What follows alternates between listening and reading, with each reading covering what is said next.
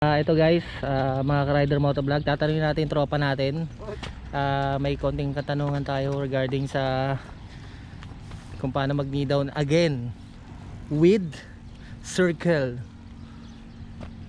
So tatry natin dito sa master natin, ha, kay Papa Jerry. Okay Papa Jerry, bigyan mo naman sila ng konting tips. Ano bang masasabi mo sa mga nagsisimula na mag-knee dragging? Anong klaseng idea ang pwede nilang gawin sa... Nagsisimula pa lang din ako.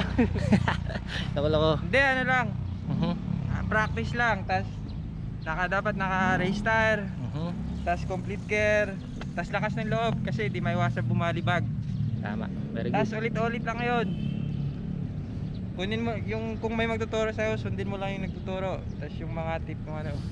Tas sa'yo na rin, dapat desidido ka matuto. Yun ang tamang Mahirap din naman sa una kasi ilang sa beses ka, pinakamahalaga gaya dyan. sa akin, ilang beses din ako bumalibag bago natuto.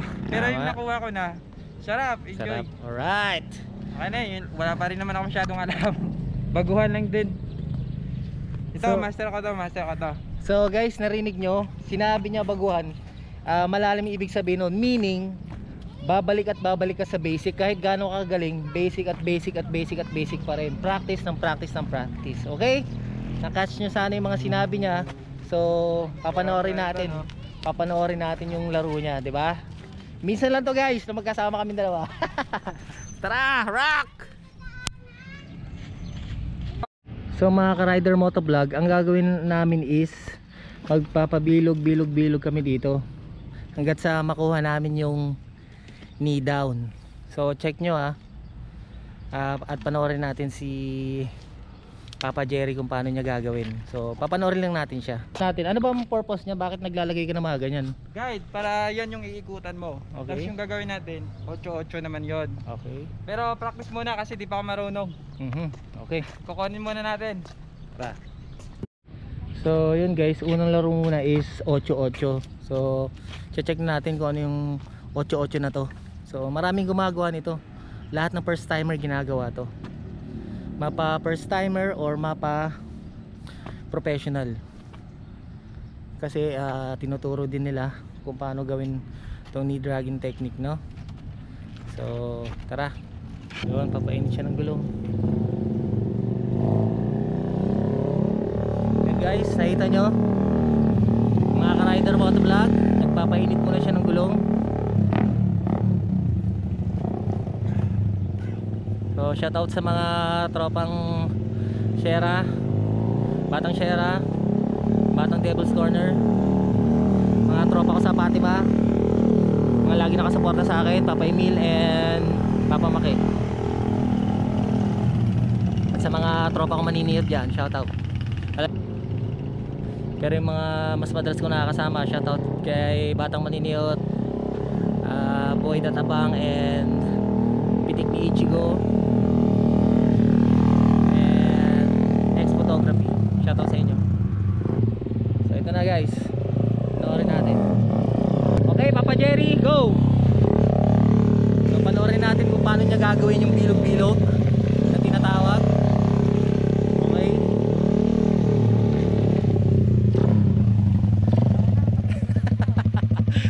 Kasi time out ulit.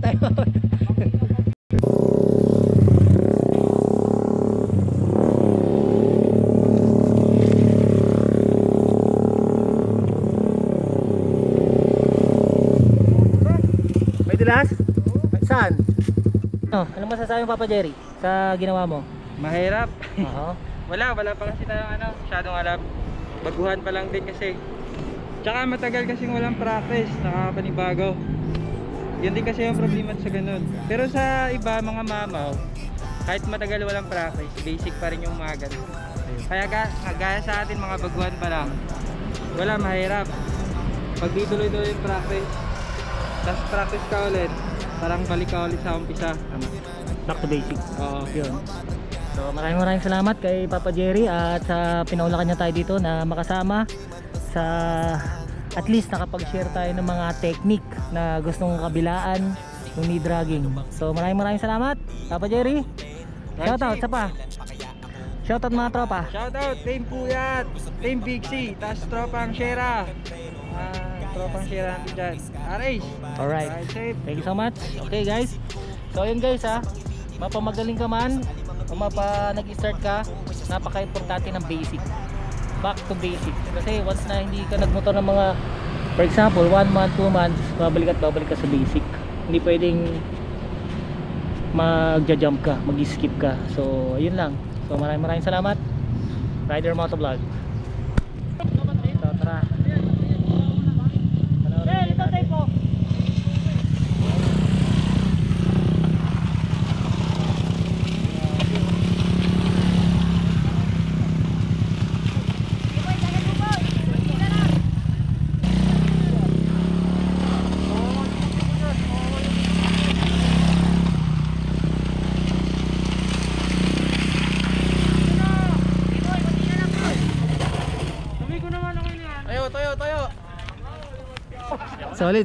Solid. Dapat, master. Salamat.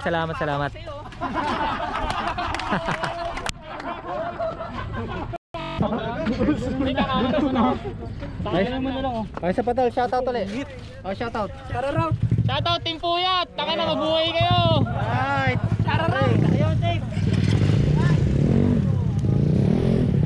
Shoutout kay Kuya na sumuporta at nanood dito. Hello po Kuya, maraming salamat po sa suporta. Okay.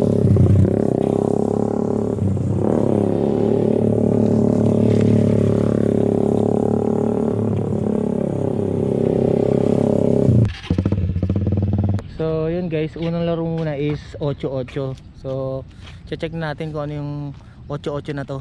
So maraming gumagawa nito. Lahat ng first timer ginagawa to. Mapa first timer or mapa professional. Kasi tinuturo din nila kung paano gawin tong knee dragging technique, no? So tara. Guys, narinig nyo? Magpainit muna ng gulong. At least 10 to 15 minutes yan para mas kumapit. And tama lang yung timpla ng gulong nyo.